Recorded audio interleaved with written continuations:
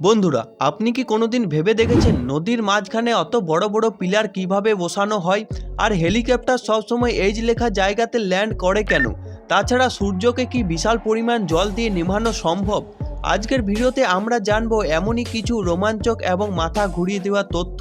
তাই ভিডিওটি না স্কিপ করে শেষ পর্যন্ত দেখতে থাকুন, কারণ শেষে রয়েছে এমন কিছু তথ্য যা আপনি কল্পনাও করতে পারবেন না।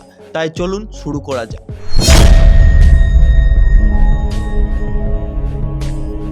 ফ্যাক্ট নাম্বার 1, পৃথিবীতে এমন একটি দ্বীপ আছে যা মহাকাশ থেকে দেখলে ঠিক মানুষের আঙ্গুলের ছাপের মতো লাগে। এটি ক্রোয়েশিয়ার বালজেন জাক দ্বীপ নামে পরিচিত। কিন্তু এই নকশা কোনো প্রকৃতির ঘটনা নয়, বরং মানুষের তৈরি।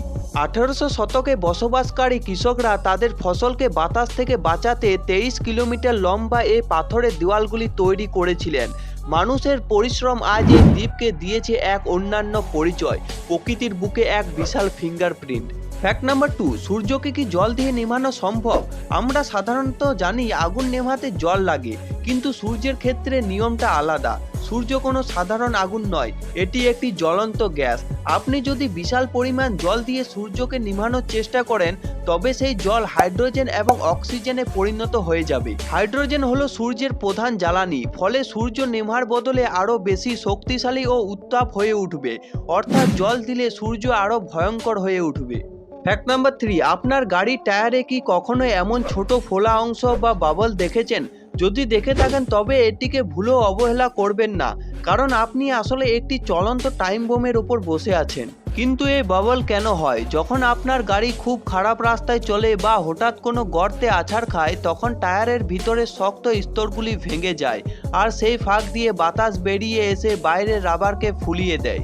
তাই এটি অবহেলা করবেন না, এর ফলাফল হতে পারে মারাত্মক দুর্ঘটনা।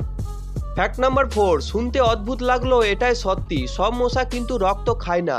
আমাদের আশেপাশে ঘুরে বেড়ানো পুরুষ মশারা আসলে পুরোপুরি নিরামিষী। তারা শুধু ফুলের মধু আর গাছের রস খেয়ে জীবন কাটিয়ে দেয়। তাহলে আপনাকে কামড়াচ্ছে কে? উত্তরটা হলো স্ত্রী মশা। আপনার রক্ত খাচ্ছে মানে সেটি নিশ্চিতভাবে একটি স্ত্রী মশা। আসলে রক্ত তাদের খাবার নয়, বরং ডিম পাড়ার জন্য প্রয়োজনীয় প্রোটিন আর আয়রন সংগ্রহ করতে তারা আমাদের উপর হামলা চালায়।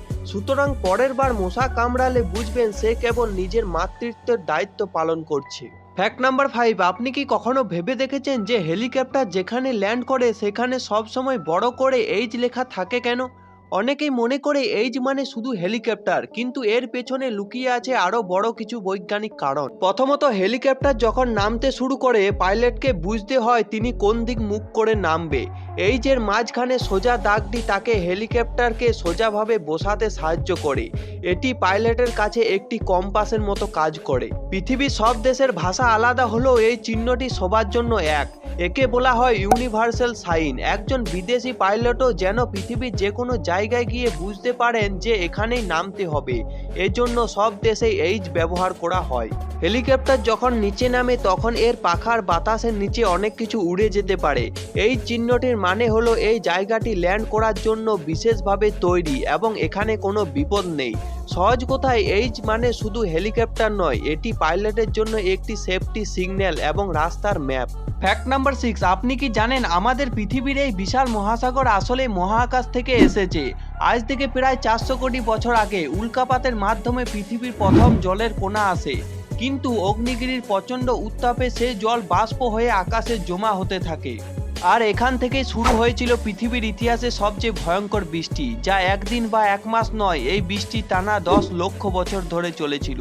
ভাবুন একবার, পৃথিবী তখন কতটা উত্তাল ছিল।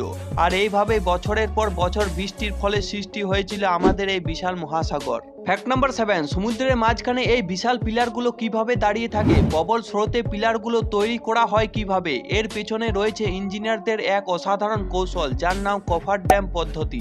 এটি হলো স্টিলের তৈরি একটি অস্থায়ী দেয়াল বা বিশাল খাঁচা, যা ক্রেনের সাহায্যে জলের নির্দিষ্ট স্থানে শক্ত করে বসানো হয়।